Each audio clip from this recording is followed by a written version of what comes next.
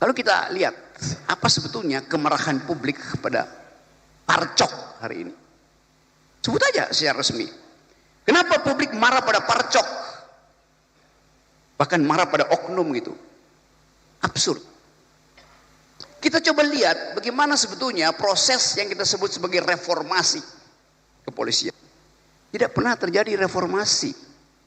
Yang terjadi pemisahan antara tentara dan polisi pada waktu itu. Yang terjadi adalah pemisahan kelembagaan, bukan evaluasi terhadap kondisi. Sebentar Bung Rocky, Pak Waka, isi dan judul di luar tanggung jawab moderator ya. Silakan. Bahkan tugas moderator tidak boleh memoderasi pikiran.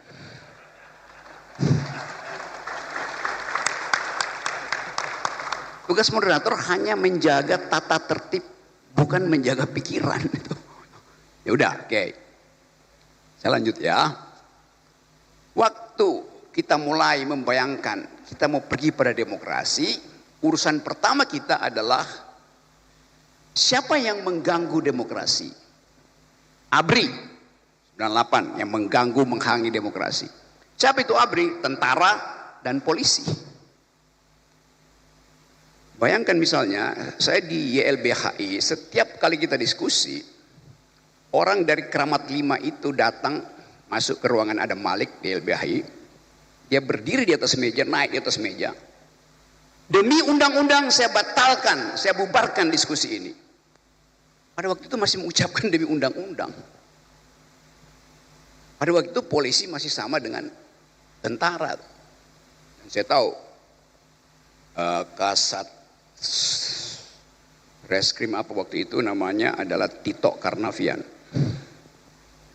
Jadi saya kenal Pak Tito dari awal. Tetapi pada waktu itu pengenalan kita anggap bahwa institusi buruk, bukan personalnya yang buruk. Sekarang ada orang yang maki-maki Pak Tito tuh. Tiap hari maki-maki Tito. Kenapa? Tidak kita biasakan untuk mengevaluasi kondisi yang menyebabkan kepolisian sekarang itu dibenci oleh rakyat. Lalu kita dalami lahan-lahan. Waktu terjadi reformasi, polisi dipisahkan dari tentara, tentara disuruh balik ke barak, polisi betul-betul jadi aparat Kamtibnas. Tapi itu adalah reformasi.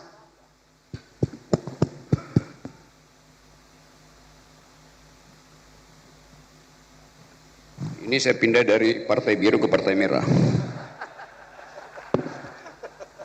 Karena Partai Biru juga ternyata udah di bail out oleh Gajah Merah. Oke. Dari mana tadi ya? Jadi yang terjadi adalah reformasi kelembagaan. Terjadi reformasi, tidak terjadi transformasi. Lembaganya dipisahkan, tetapi value-nya tidak ikut tertransformasi. Tadi dikatakan polisi harus kembali pada prinsip supremasi sipil. Itu juga salah. Yang mesti supreme itu bukan orang sipilnya, tapi nilai-nilai sipil. Jadi yang benar bukan supremacy, civilian supremacy, tapi the supremacy of civilian value. Supremasi dari nilai-nilai sipil.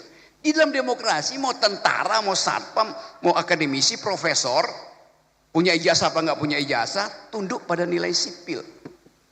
Lampu merah artinya tentara harus berhenti, polisi harus berhenti, profesor harus berhenti. Itu namanya nilai sipil. Jadi lampu merah itu nilai sipil, lampu hijau nilai sipil. Kayak itu yang kita mau biasakan kan. Jadi sebetulnya kita mau bongkar dulu bahwa kenapa hari-hari ini ada ketakutan pada, tadi Usman Hamid pakai istilah the revival of authoritarianism. Sebetulnya itu masih abstrak, kembalinya otoritarianisme. Lebih tepat creeping militarism. Pengamat dunia sekarang menganggap Indonesia militerisme itu lagi merangkak, creeping.